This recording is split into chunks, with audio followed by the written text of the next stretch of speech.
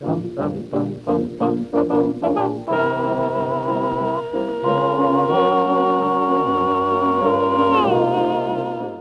ano ba ibig sabihin ng salitang impeachment?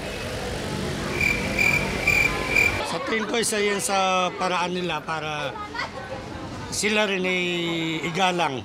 Pagtatalo sa ano ng gobyerno, parang Once and for all, ano nga ba ibig sabihin ng impeachment? Sir, saan po dito yung Senado, sir?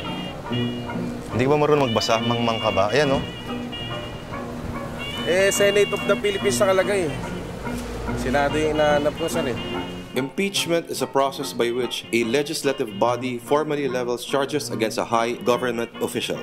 Impeachment is both a legal and political process. Labo pa rin? Legislative body. Ibig sabihin, gumagawa ng batas. Ibig sabihin, Kongreso o kaya Senado. High government official. Anong high? Nahulihan ng droga? Parang ito? Joke lang. Legal and political. Legal? Bakit magiging illegal? Nagbebenta ba sila ng pirated DVD? At teka, hindi ba lahat naman ng ginagawa nila ay parte naman talaga ng politika? Hindi. Ang ibig sabihin lang ay iba ito sa civil at criminal. Labo pa rin. Sino ba ang kriminal? Siya? Joke. Never mind. Move on na tayo. Ano naman ang trabaho ng presiding judge? Ang siguraduhing patas at maayos ang daloy ng pagdinig. Sa kanya ang pinala desisyon kung papayagan o hindi ang isang mosyon at husgahan ang mga abogadong aanga-anga at hindi handa.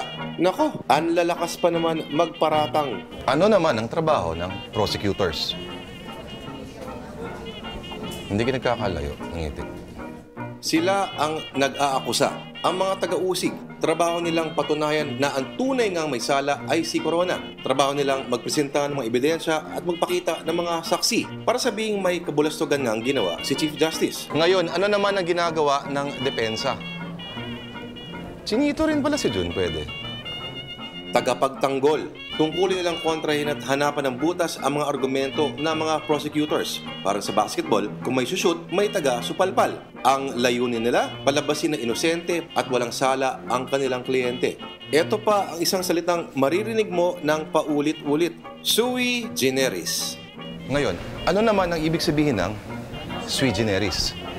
Ibang klase, walang katulad. Hindi dapat ituring na kaparis ang pagdinig sa ordinaryong korte. Ibig sabihin pwedeng tumawag ng mga kakaibang pamamaraan. Labo pa rin, di bali na. Basta, ibang klase. Parang itong mga to, ang lalakas mga akusa pero hindi naman pala handa. They would be willing to accept these computer-generated documents. I was surprised by the performance of the prosecution panel. I think they came unprepared.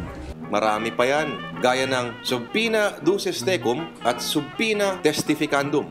O pwede rin punitive action, articles of impeachment, discretionary, registry of deeds, gag order, o baka mas okay, gago order. Impeachment po? No. Siguro kasi kaya na-impeach, kumbaga sa hindi niya sinunod yung, di ba? Yan kasi mahirap sa mga salitang hindi naiintindihan ng taong bayan.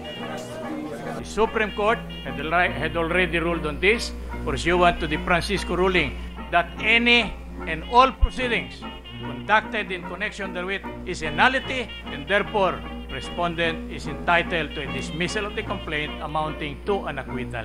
Pero teka, sino ba yung may kasalanan? Yung mga gumagawa ng batas na sila-sila lang ang nagkakaintindihan? Kung gusto natin ng hustisya, hindi na dapat natin ipagkatiwala kay Chief Justice Corona ang pinakamataas na pwesto sa hudikatura. O kasalanan ba ng taong bayan na hanggang ngayon ay nananatiling mangmang? May dress ko dyan. Bakit? Naka-Amerikana naman ako, ah. Pwede na to. Bagay. Pasok ka ba? Oo, nanonood pa ako impeachment, eh. Ikaw? Tara, sabayin tayo.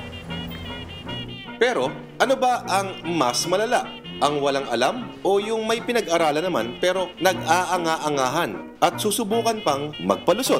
Why can you not wait for the register of deeds to be... Yes, Your Honor. That's why I am manifesting that we are willing to postpone the hearing for today.